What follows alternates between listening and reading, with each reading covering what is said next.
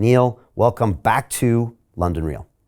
Yeah, thanks. Thanks for having me. If I can make one or one and a half adjustments on that very flattering intro you offered me there. So one of them is, in case anyone was wondering, that asteroid with my name on it is a main belt asteroid, so its orbit does not cross Earth's orbit. There's no risk. You don't want the asteroid with your name on it to be the one that takes out the human species. Second, that the planetary scientist part of the ID there, that was on my wiki page that someone had put in. That was never true. I'm just a pure astrophysicist, and that's since been removed, duly removed. So I just want to update what you've got going there. I appreciate that. Yeah, never trust Wikipedia. Always check it. That's for sure. Neil, 9 years ago, you were actually on London Real when you were in town promoting Cosmos, which was your new series, I think on Discovery Channel. And I remember I went to a hotel room and I set up like 5 different cameras and we had an incredible conversation. And afterwards, as we took the picture, you put me in a headlock and that picture got immortalized in my TED Talk. And I actually just saw some copy that I wrote about you and I got to read it back to you because this was my first impression of you. I went, quote, Neil deGrasse Tyson is, well, a dude.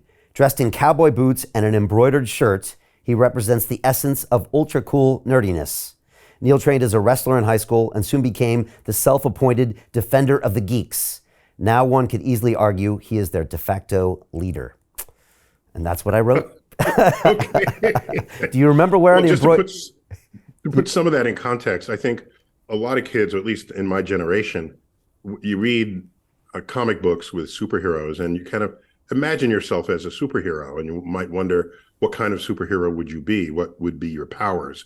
And I grew up a geek, and at the time, before geeks ruled the world, which we kind of do today because we invent computers and things like that. But before that had happened, geeks were totally pummeled by bullies, right? With getting wedgied in the locker room, this sort of thing.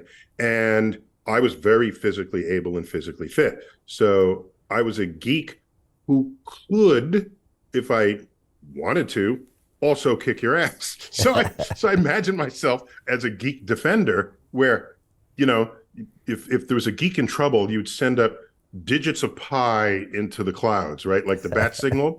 And the more digits, the more serious the offense was.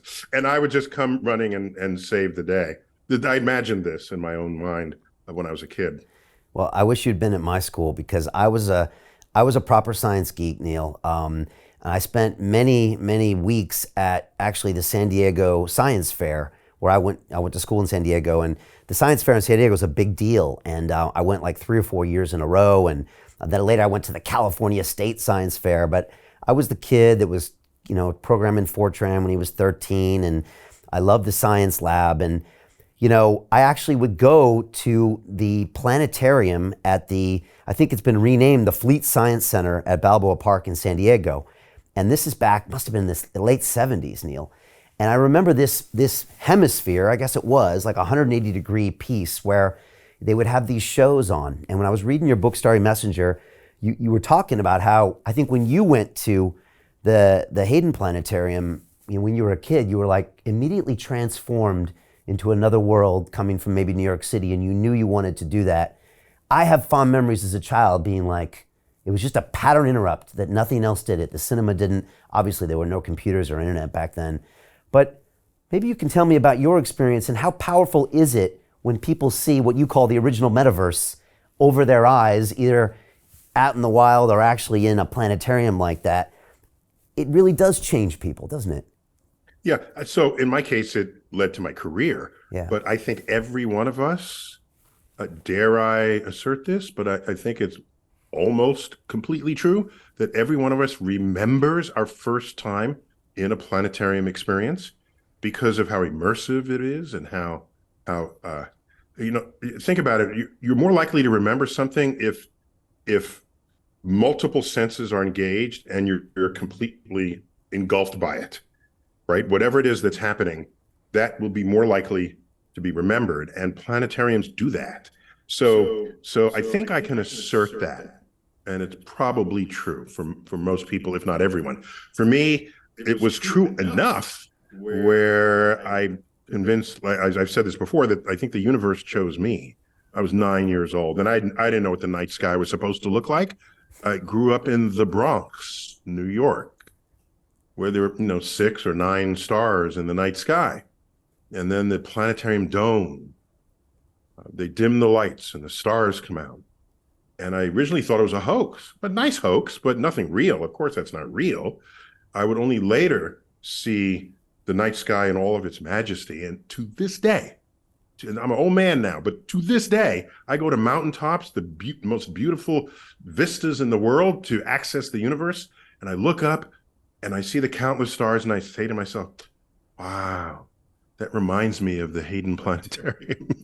It's I don't know if that's a sad fact or a beautiful fact, but it's an evidence of how imprinted I was by that first artificially projected experience. So Jim Rickards has just recorded a video that's not available to anyone in the public, and he's going to be talking about how this upcoming recession is going to be fast, it's going to be bloody, it's going to be nasty. But at the same time, he's going to show you how you can position yourself to profit from all of this chaos. Now, we've made this video only available to our viewers. Go to londonreal.tv/Jim. Watch that immediately. I can't say enough good things about Jim Rickards. He understands the global economic system better than any guest I've ever had on London Real. His predictions are almost uncannily true, and you can learn how to profit from his vision, from his expertise, and his understanding of economics. So go to londonreal.tv/Jim or click the link below. It's an excellent, excellent look on what's going to happen in the future and how you can position yourself to profit from that. Jim is one of the best in the business, one of my favorite guests on London Real, and he's very, very good at predicting the future and showing us all to profit from it. So click the link, and I hope you enjoy.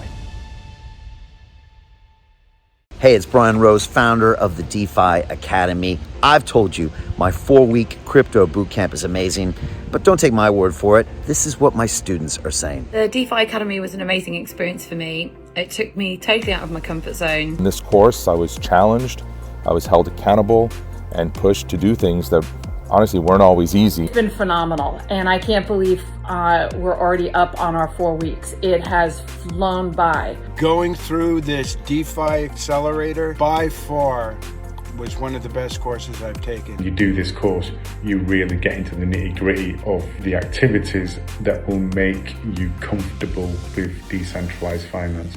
Thank you so much to Brian and everyone at London Real and the DeFi Academy for even putting together an amazing course like this. Anybody else that wants to do it, please sign up. It is well worth the money.